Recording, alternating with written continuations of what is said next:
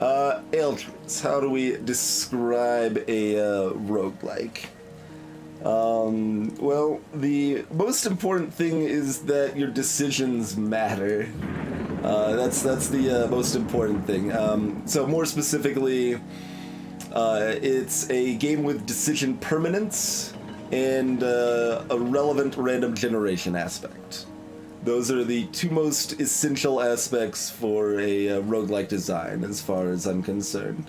There's going to be like with any genre, there's going to be a lot of ways you can define something. Like no genre is like precisely defined by any means, and roguelikes certainly are the most directly argumentative of the bunch for some reason. But to elaborate on that, decision permanence means that what you do in the game matters, and you can't just like change your mind and go back on it and everything.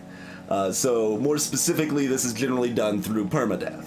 So if you die in the game, it's over. Your run's over. You have to restart from the beginning, which means all of the decisions you made up to that point affected that outcome. You can't just reload, try a different thing, and then like eventually snake your way to the finish. You have to learn and be good enough to do the full run. And then, of course, you've got the random generation aspect, which is the goal of it, in any case, should be to make each run of the game feel different from the last.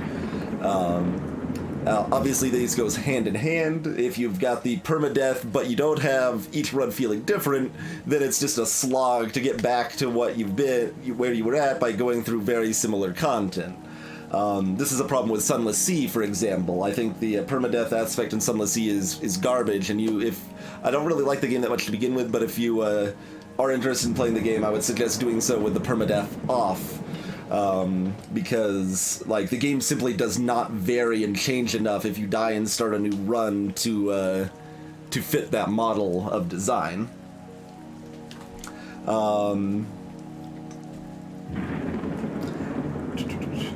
But yeah, then you obviously stuff like Spelunky, FTL, Spire, traditional roguelikes like ADOM, Dungeon Crawl, Stone Soup, etc. all feel very different from one run to the next, because like things you encounter, things you have trouble with, good stuff you find, problems you face, all of these things end up very different between each run. There's a lot of, core similarities. It's like, alright, well, at the beginning of the game I want to upgrade my shields to tier 2. That's just gonna help keep me alive, and stuff like that.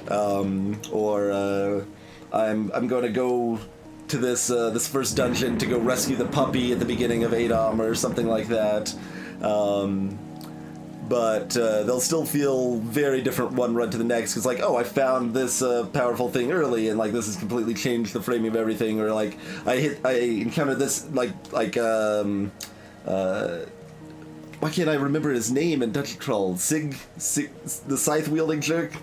I encountered a scythe jerk on floor 3 and had to like carefully use my resources to like teleport away from him and avoid him, and kind of skip most of that level, and like that was different than the last run entirely and stuff like that. So Sigmund, there we go.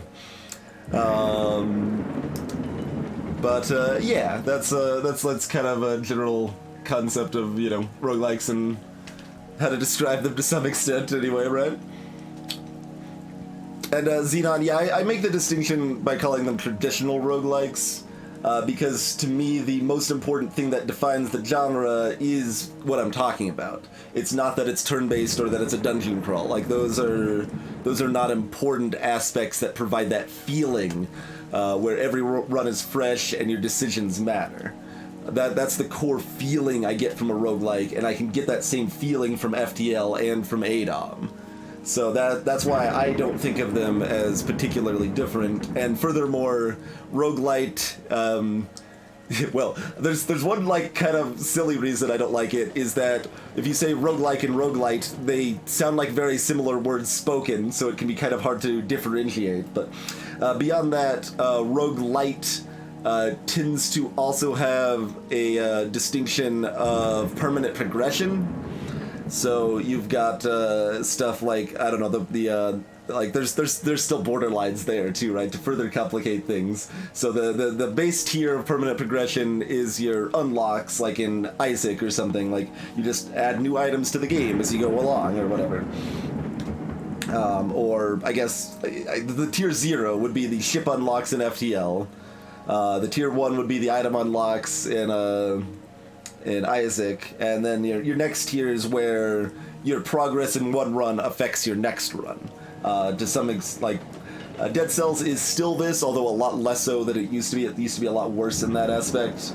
But for example, leftover gold in one run can be used in the next run. Things like that, and then you have the permanent unlocks for your potion upgrades and stuff like that in Dead Cells, and that's the part that I don't like. Like that makes the game feel very different to me and worse. So like I almost want to reserve Roguelite to make that distinction, and a lot of people do use that for the permanent progression. That doesn't include the same stuff like Spelunky or whatever, despite the fact that's still not your turn-based dungeon crawler.